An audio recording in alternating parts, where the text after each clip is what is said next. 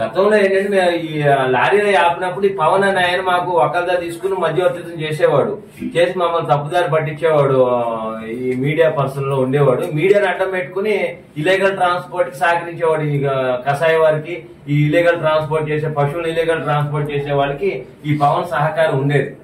ఎన్నాళ్ళ నుంచి మీతో ఎట్లా మాట్లాడారండి అతను పవన్ అన్న ఫోన్ లో?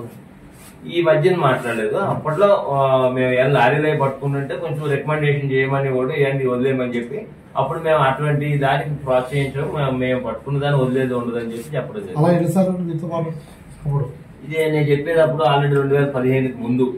అప్పుడు ఆ మధ్యన ఏదైనా లారీలు ఆపుతున్నప్పుడు కొంచెం కోఆర్డినేషన్ చేసి ఇలా ఏంటి మన వాళ్ళని తెలిసిన వాళ్ళని వదలమని అనేవాడు.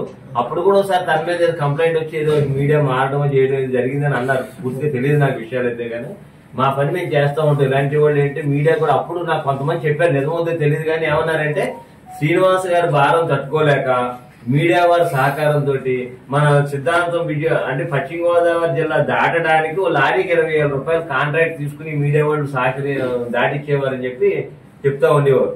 ఒకరోజు పవన్ ఏం చేశాడంటే నేను ఇలా యాజిటేషన్ చేస్తానని చెప్పి నల్లజాల రోడ్ లో లారీ వెళ్తున్నానని చెప్పి ఇలాగా నవాపాలెం రూట్ లో లారీ వెళ్తుందని చెప్పి నన్ను ఇటు డైవర్ట్ చేశాడు. డైవర్ట్ చేసి ఎక్కడ ఉందండి అక్కడ వస్తుంది, ఇంకో గంటలో వస్తుంది అక్కడ ఉందని చెప్పేసరికి ఇటువైపు అవతల పక్క లారీలేవి ఆ టైం నన్ను కాన్సన్ట్రేట్ డైవర్ట్ చేయడం కోసం చేశాడు అనమాట. అంటే ఎలాంటి కెమికల్ చేశారు అవి తాత్కాలికంగా జరుగుతుంది తప్ప శాశ్వతంగా ఉండవు అని చెప్తున్నాను. అర్థం కాలేదు. ఒక మీడియా ఒక ఆయన చేశాడా? లేదు, మీడియాలో కొంతమంది పవన్ అనే ఆయన అయితే నాకు పవన్ శాఖల్లో ఒక అతను ఎవరో నరేంద్ర నాగేంద్ర ఎవరో ఒక అబ్బాయి ఉన్నాడు. అతను కూడా ఒకసారి నన్ను ప్రయత్నం చేసి కలవడం జరిగింది. పవన్ అనే ఆయన ఎక్కడ ప్లే చేస్తే స్టాఫ్ రిపోర్టర్ ఏలూరు ఉండేవాడు.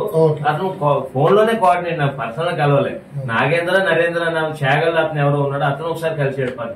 ఫ్యాక్టరీకి వచ్చాడు. ఆ ఫ్యాక్టరీకి ఆల్రెడీ నేను వెళ్తే అక్కడ ఉన్నాడు. మీరు ప్రెస్ మీట్ లో ఆయన పేరు హెచ్ఎంటీవీ పవన్ పేరు ప్రస్తావించినందుకు కానీ మీకు నోటీసులు ఇచ్చారని అంటున్నారు.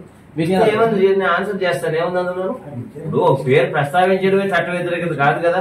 దాంట్లో శాస్త్రీయత ఉండి వాస్తవం ఉంటే దాన్ని వాస్తవం అని చెప్తాము, పొరపాటు చెప్తాము.